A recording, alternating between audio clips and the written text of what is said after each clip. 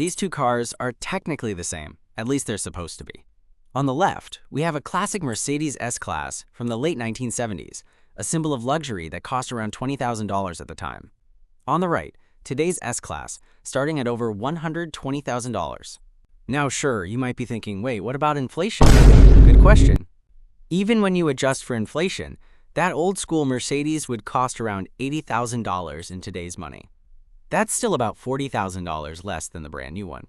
So yeah, something's not adding up. And before you think this only applies to fancy cars like the S-Class, nope, it's happening across the board. A Honda Accord in the late 70s would be roughly $20,000 today, but a new Accord now, closer to $30,000.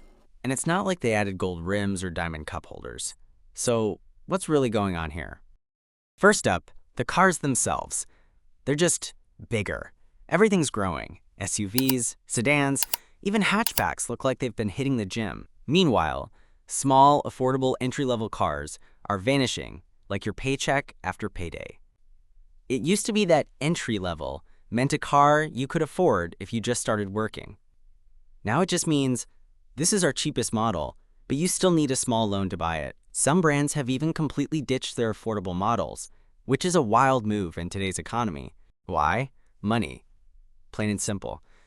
Big cars mean big profit margins. Car companies make way more selling large vehicles than small ones. And since everyone seems obsessed with owning a giant SUV, even if they only drive to the grocery store and back, brands are happy to feed that demand. But here's the twist. Bigger doesn't always mean better. Sure, it looks like you're ready to take on the apocalypse, but it also means you're paying more for everything. Fuel, tires, insurance, repairs, you name it. And guess what else? Safety regulations have made cars heavier and more complex, which is great in theory. But even though cars are technically safer, traffic deaths haven't exactly dropped off a cliff. That's because no amount of airbags can protect us from bad drivers doing 80 kilometers per hour while filming a TikTok. Also, let's pour one out for sedans and wagons. These used to be the go-to family cars. Now, they're being eaten alive by SUVs. And I'm not exaggerating. Sedan sales have plummeted around the world. Wagons?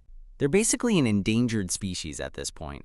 Now let's talk about America for a second, because this next part is wild. In many US dealerships, manufacturers suggest a price, and dealers laugh, toss that price sheet in the trash, and mark the car up by thousands. Especially during the pandemic, prices went through the roof. And even now, things haven't fully come back down. Sell. So when new cars get too expensive, people turn to used cars. But more people wanting used cars just pushes those prices up too. It's a vicious cycle, a weird, expensive game of musical chairs, except no one wants to sit down because the seat costs more than your rent. Oh, and let's not forget the tech. Modern cars are packed with more screens than an electronics store. Want to change the temperature? No buttons for you? Touch the screen.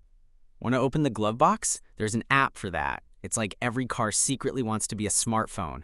And yes, electric vehicles are part of this too.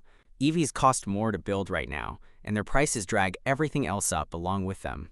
They've also started this tech obsession where every car now needs to come with 10 cameras, voice assistants, and digital everything, even if no one asked for it. The truth is, we've gone from cars as transportation to cars as rolling gadgets. And while that's cool for some, it gives automakers more reasons to keep bumping up prices.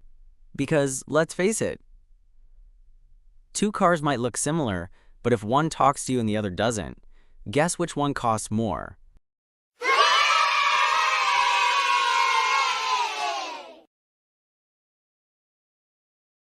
So why are cars getting so expensive? It's not just inflation. It's a mix of bigger cars, fewer affordable options, too much tech, and companies realizing they can charge more, and we'll still pay. Thank you so much for watching. Please leave a comment, why do you think cars are getting more expensive? And be sure that you check the other videos. See ya.